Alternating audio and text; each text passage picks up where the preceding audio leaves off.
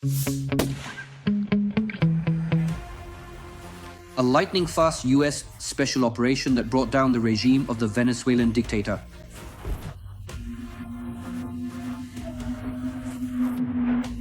Listen, something's happening over there. It took Delta Force, the elite special operations unit of the US Army, just 30 minutes to capture Nicolas Maduro, the worst nightmare of all war criminals and dictators. The Venezuelan tyrant will stand trial in an American court in New York. It was an assault the likes of which people hadn't seen since World War II. It was a strike against a heavily fortified military stronghold in the very center of Caracas to bring the criminal dictator Nicolas Maduro to justice. The US operation, especially against the backdrop of the fourth year of full-scale war in Ukraine, outraged and frightened the Kremlin's Z supporters. Jokes aside, they carried out the operation skillfully without any undue reverence for the bastards. It's unlikely this happened without traitors inside the country.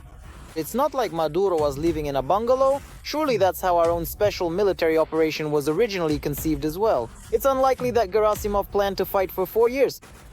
The fall of an ally will hit Russia hard, especially Putin's oil cash cow. And according to some, for example, after Nicholas falls, the dictator sitting in the Kremlin could be next. The Russian Foreign Ministry expresses concern about the possible abduction of Maduro and demands clarification of the situation. After all, Putin could be kidnapped too. How did this daring American operation unfold? What is the future of Venezuela? What should Ukraine and Russia expect?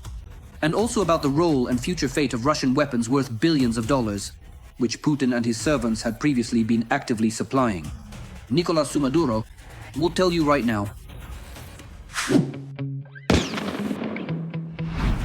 For Operation Absolute Resolve, Washington deployed an enormous force, more than 150 military aircraft and drones, including F-22, F-35 and F-18 fighter jets, as well as a B-1 bomber, the world's largest aircraft carrier Gerald Ford, and dozens of ships and submarines. At the same time, a small group of special forces operated directly on the ground.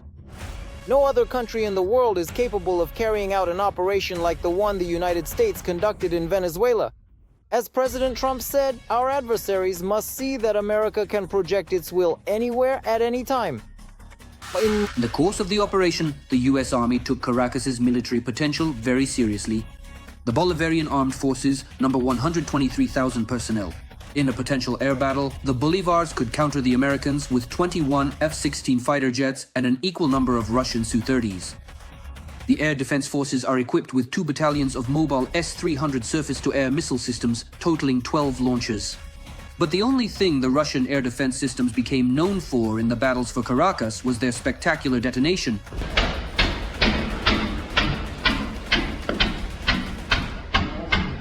Before the group of helicopters carrying special forces entered Venezuelan airspace, aviation struck various military bases, including air defense positions and airfields. According to the New York Times, civilian casualties could not be avoided. A total of 40 Venezuelans were killed, including both military personnel and civilians. At the same time, as stated by the White House, there were no losses on the American side.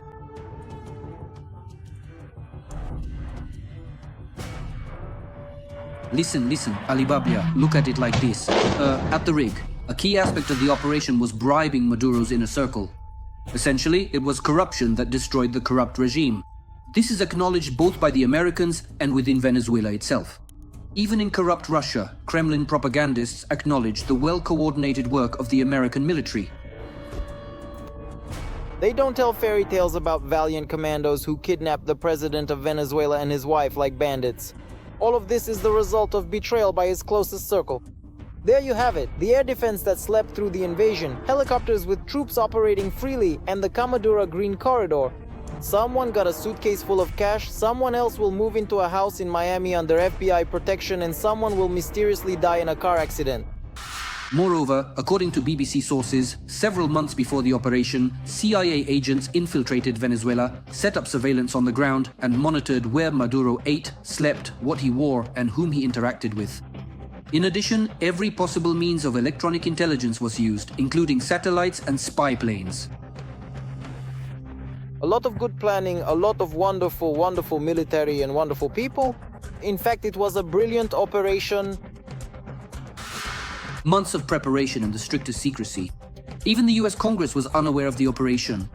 Donald Trump nearly fulfilled Putin's dream of seizing power in 3 days. As a result, yesterday's ally of Moscow, Caracas, will radically change its position. This has already been announced by Maduro's successor, Venezuela's Vice President Christopher Delcy Rodriguez. Venezuela reaffirms its commitment to peace and peaceful coexistence. Our country seeks to live without external threats. We consider it a priority to promote balanced and respectful international relations between the US and Venezuela. Washington's blow to Caracas's government seriously frightened Putin.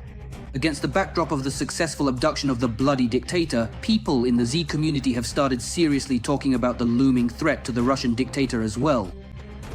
Indeed, a textbook special military operation with limited objectives and involvement.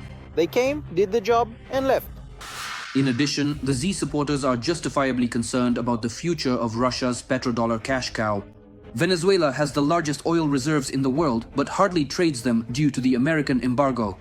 Now, under the control and supervision of the US, Caracas will be allowed to open the oil tap and prices around the world will drop significantly. We don't need Venezuelan oil. Here in the US, we already have enough of our own oil, but we will not allow Venezuela's oil industry to be controlled by the enemies of the United States. Another issue is weapons. Previously, Moscow supplied Caracas with Russian and Soviet weapons worth billions of dollars. We're talking about a rather formidable arsenal. This includes fighter jets, air defense systems, and an impressive fleet of heavy equipment. And now, in Balot, there is great fear that some of this weaponry Washington might transfer to Kyiv. There is yet another troubling question that arises against the backdrop of current events. One thing is certain, Caracas will definitely not return. The loans provided by Moscow, that much is clear. But what will happen to the Russian weapons supplied to Venezuela? And could they end up in Ukraine with Trump's tacit approval?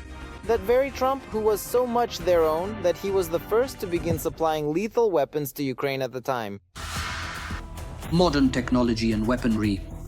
A month of meticulous planning and just a few hours of operation, after which a brutal regime, unrecognized by most countries in the world, fell. The bloody dictator, who considered himself untouchable, lost everything. And now, instead of palaces and gold, all that awaits him is a prison cell and a trial.